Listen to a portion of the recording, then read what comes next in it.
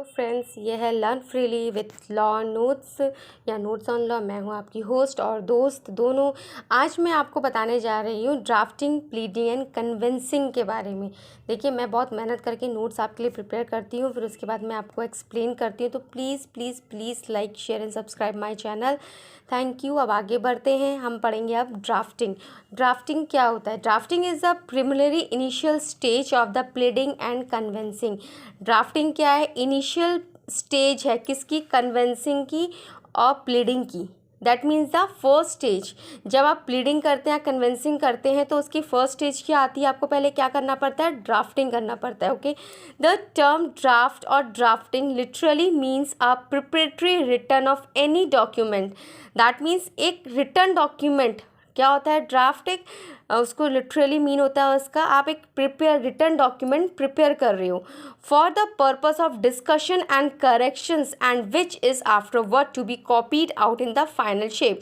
उसमें क्या होता है, किस पर्पस से होता है उसमें, कि अगर इन फ्यूचर आपको किसी भी मैटर में या कोई इश्यू है, कॉज ऑफ एक्शंस है, उसमें आपको करेक्शन करना है या डिस्कशन करना है, तो जब फाइनल स्टेप पे आप पहुँचो पाए, जब आप फाइनल शेप दोगे अपने एक डॉक्यूमेंट को, तो उसके लिए आपको ड्राफ्टिंग पहले करनी पड़ती है। In simple word, it is a rough copy of a document. जैसे हम लोग कई बार कॉलेज में, स्कूल्स में क्या करते थे, पहले जब टीचर स्कूल में पढ़ाता तो हम नोट्स प्रिपेयर करते थे, एक रफ कॉपी में नोट्स करते थे, बनाते थे, फिर उसे घर में जाकर उसको क्या करते थे, एक हम उसे फेयर वर्क देते थे। अगर कोई मिस्टेक है, कोई करेक्शंस है, कुछ भी है, तो हम उसे ताकि सॉर्ट आउट कर सके। तो उसी तरह से आपका ड्राफ्टिंग भी होता है। Okay, example like plaint, complaint, affidavit etcetera, these are the examples of the drafting. Okay, now come to pleading. What is pleading? The term pleading means a formal statement of the cause of actions और defence. Pleading क्या होता है? Pleading आपका एक document है, ठीक है, as वो डॉक्यूमेंट जिसमें आपका कॉज ऑफ एक्शंस और डिफेंस मेंशन होता है। आफ्टर ड्राफ्टिंग के बाद क्या आता है? आपका प्लीडिंग आता है। Okay, it's a plain and a return statement.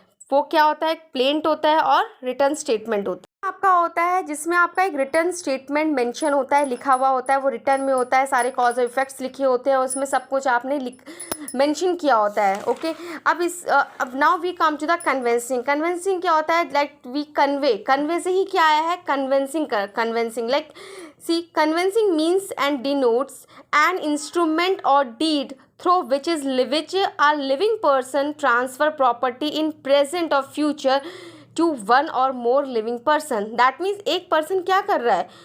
अपनी प्रॉपर्टी को क्या कर रहा है? दूसरे पर्सन को कन्वे कर रहा है, मतलब दे रहा है। तो that is called convincing. Convincing word ही निकल कर आया आपका कन्वे से।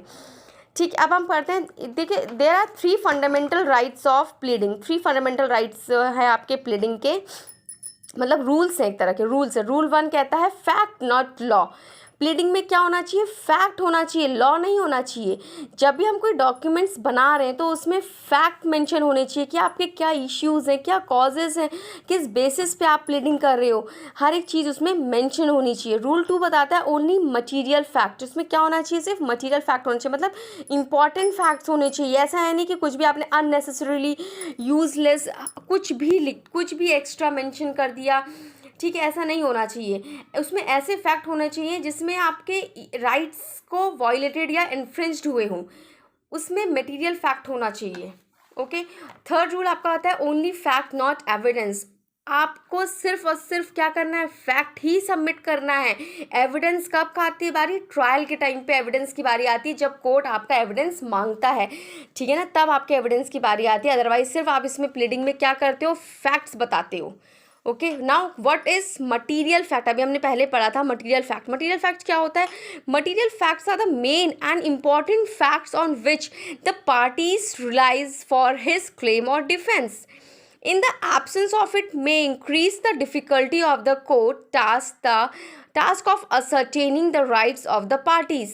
That means मटीरियल फैक्ट एक बहुत ही इंपॉर्टेंट फैक्ट होता है, ठीक है ना, जो क्या करता है? क्लेम और डिफेंस देता है आपके लिए। आप किसी भी पार्टीज़ के अगेंस्ट में आप कुछ भी फैक्ट दे रहे हो तो उसके अगेंस्ट में आपको एक क्लेम देता है, डिफेंस देता है, ठीक है। अगर इन केस मान लीजिए आपने फैक्ट ही एब्सेंस कर दिया, उसमें फैक्ट ही नहीं लिखी, उसमें आपने कुछ भी मेंशन कर दिया, तो उससे क्या होगा? कोर्ट को डिफ़िकल्ट होगी, कोई भी डिसीजन लेने में कोर्ट का टाइम भी खराब होगा, टाइम बढ़ेगा, उससे पार्टीज के राइट्स को और पार्टी को क्या होगा, राइट्स भी नहीं मिलेंगे। इसीलिए बोला जाता है कि जब भी आप प्लीडिंग करो तो उसमें फैक्ट्स जो है मटेरियल फैक्ट्स लिखना चाहिए, मतलब अननेसेसरी फैक्ट नहीं होना चाहिए, यूजलेस फैक्ट्स नहीं होने चाहिए, वही फैक्ट्स होने चाहिए जो फैक्ट जिस फैक्ट्स पे आपका ये मतलब वही रीजंस होने चाहिए, वही फैक्ट्स होने चाहिए जिसके आप जो आप कर रहे हो, मतलब जिसके बेसिस पे आपने सूट किया है। What is plaint? प्लेंट क्या होता है? Plaint is the pleading of the plaintiff. Plaintiff क्या? Plaint is the pleading of the plaintiff. It is not defined in the CPC 1908। ठीक है ना। प्लेंट जो ये प्लेंट है वो आपके CPC में कहीं भी डिफाइन नहीं करा है, बट हाईएस्ट ऑर्डर 7 में इसको CPC डील करता है with plaint and rule 1 contain the particulars to be furnished in the plaint. Plaint एक डॉक्यूमेंट है। प्लेंट इज अ डॉक्यूमेंट जो प्लेंटिफ के द्वारा प्लीडिंग होती है। ठीक है, किसके द्वारा होता है? ये प्लेंटिफ के द्वारा होता है। Now there are the 4 essential parts हैं आपके, 4 essential parts of the plaint. ठीक है ना। फर्स्ट पार्ट है आपका द हेडिंग एंड टाइटल। अब इसमें आपका हेडिंग और टाइटल्स आता है, लाइक जैसे court name of the court आ गया, स्टार्टिंग किससे हुई है, कोर्ट का नेम आ गया, कॉज ऑफ एक्शंस आ गए, डिस्क्रिप्शंस आ गया, like that. These are the topic comes under the headings and the titles. Now we come to the part 2। Part 2 में आता है the body of the plant. आपके documents में वो पूरा मेंशन होना चाहिए, जैसे हम बॉडी ऑफ द लेटर लिखते हैं कि हमारे लेटर में क्या है एग्जैक्टली, हम क्या बताना चाहते हैं, तो एग्जैक्टली वही चीज़ें प्लेंट में मेंशन होनी चाहिए कि हम क्या बताना चाहते हैं, हम किस बेसिस पे सूट कर रहे हैं, हम किस बेसिस पे अपनी सेकंड जो हमारे अगेंस्ट पार्टीज है उसको हम सूट कर रहे हैं, क्लेम कर रहे हैं, किस बेसिस पे कर रहे हैं, क्या कॉज ऑफ एक्शंस रहे होंगे, या क्या क्या क्या रहा होगा कि हमें इतना क्लेम करना था, हमारा इतना खर्चा हुआ, हमें इतना क्लेम हुआ, हमें इतना ये प्रॉब्लम्स हुई हैं इसके करने पे, इसने ऐसा किया वैसे। जो भी आपका होता है, जिस बेसिस पे भी आप शूट कर रहे हो, जो भी आपको खर्चे, जो भी आपको हार्म्स हुए हैं, वो सारी चीज़ें कहाँ मेंशन होती है? Part 2 the body of the plaint में। ठीक है। पार्ट 3 आता है the relief claimed. The relief claim मतलब आपको क्या क्लेम चाहिए, आप किस बेसिस पर रिलीफ आपको मतलब मिल रहा है कि हाँ भाई मुझे इसके अगेंस्ट मैंने ये क्लेम किया है, तो मुझे जैसे आपका 10,000 का आपका लॉस हुआ है, तो आपको हाँ भाई मुझे 20,000 का क्लेम चाहिए, तो आपको रिलीफ मिलेगा। दैट इज मीन्स आपको रिलीफ किस वो पॉइंट इसमें लिखने हैं कि आपको किस बेसिस पर रिलीफ मिलेगा, कौन कौन से बेसिस पर आप उसे क्लेम कर रहे हो जिससे आपको रिलीफ चाहिए। पार्ट 4 आता है सिग्नेचर एंड वेरिफिकेशन। इसमें आएगा आपका सिग्नेचर, आपका और आपके एडवोकेट का सिग्नेचर आएगा। वेरिफिकेशन आएगा, दैट मीन्स कि हाँ आप जो भी आपने बॉडी ऑफ द प्लेंट लिखा है, जो भी आपने मैटर लिखा है, उससे आप एग्री करते हो कि मैं ये क्लेम करना चाहता हूँ, या मैं ये सूट कर रहा हूँ बंदे को, वट एवर जो भी होगा उसको आप वेरीफाई करते हो। Now who can file a plaint? अब फाइल कौन कर सकता है plaint? Any person whose rights are इन्फ्रिंज्ड और violated can be file a plaint. Plaint कौन कर सकता है? कोई भी कर सकता है जिसके राइट्स को क्या करा गया, वॉयलेट करा गया और इन्फ्रिंज्ड करा गया है, तो वो बंदा क्या कर सकता है? प्लेंट फाइल कर सकता है। Okay. Now we come to the written statement. What is written statement? Written statement is the pleading of the defendant. Defendant के द्वारा जो प्लीडिंग की जाती है उसे क्या बोलते हैं? Written statement.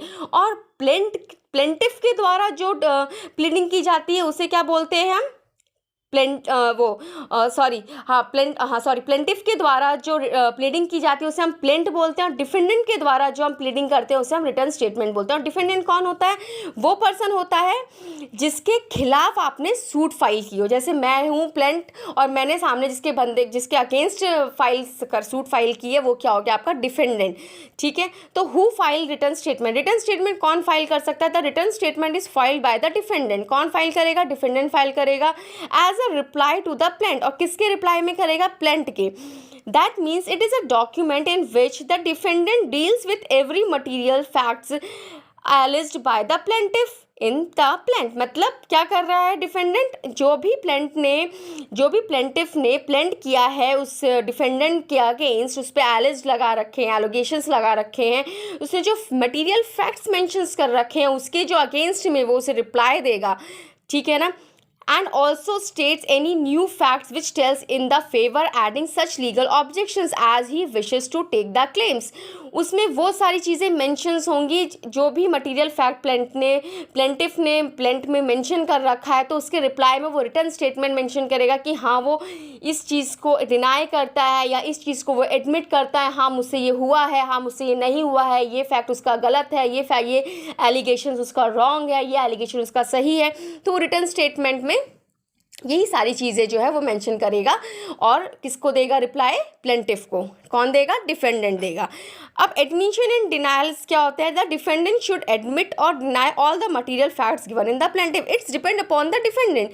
वो डिफेंडेंट पे डिपेंड करता है कि वो एडमिट करता है उसके फैक्ट्स को या फिर डिनाई करता है।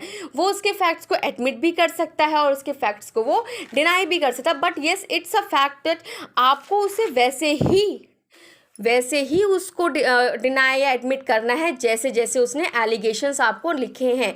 1 में अगर आपको कोई लग रहा है कि उसने एलिगेशंस गलत है उसका, तो आपको उसी ना सीरियल वाइज ही आपको उसको रिप्लाई भी देना है। ऐसा नहीं है कि 1 2 का 3 4 कर दिया, 5 6 का 1 2 कर दिया, ऐसे नहीं देना है उसको। सीरियल वाइज ही उसको रिप्लाई भी देना है। वो सारी चीज़ें आपको एडवोकेट बताते हैं एज़ यूजुअल, तो इसलिए वो सारा काम जो आपका एडवोकेट का है।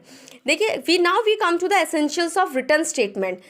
हमने पढ़ा था एसेंशियल्स ऑफ प्लेंटिफ में 4 पार्ट्स पढ़े थे, हम इसमें पढ़ेंगे 3 पार्ट्स। फर्स्ट आता है the heading in the title. Same इसमें भी वही आएगा, स्टार्टिंग से क्या स्टार्ट होगा, कोर्ट का नाम आएगा, सी कॉज ऑफ एक्शंस आएंगे, डिस्क्रिप्शंस आएगा, सेम चीज़ इसमें भी आएंगी। पार्ट 2 में भी वही आएगा, body of the return statement, क्या फैक्ट से, क्या उसने एडमिट किया है, क्या उसने डिनाई किया है, उसने किस किस फैक्ट को मतलब स्वीकारा है, किस फैक्ट को उसने नहीं एक्सेप्ट किया है। ये सारी चीज़ें किस में आती हैं? Body of the return statement. Now signature and the verification. तो इसमें आएगा सिग्नेचर किसके? डिफेंडेंट के और उसके एडवोकेट के, ठीक है। और वेरिफिकेशन आएगा कि हाँ मैं ये सारे फैक्ट्स को एडमिट करता हूँ और डिनाई करता हूँ, तो उसका जो है उसमें स्टेटमेंट को वो ट्रू करेगा या फिर फॉल्स करेगा, तो वेरीफाई करेगा। That's now it's for enough for today. So thank you for watching my videos. Hope so आपको मेरी वीडियो पसंद आती हो। So please like and share my channel and subscribe my channel. So thank you, bye, take care. फिर मिलते हैं हम next video में। बाय।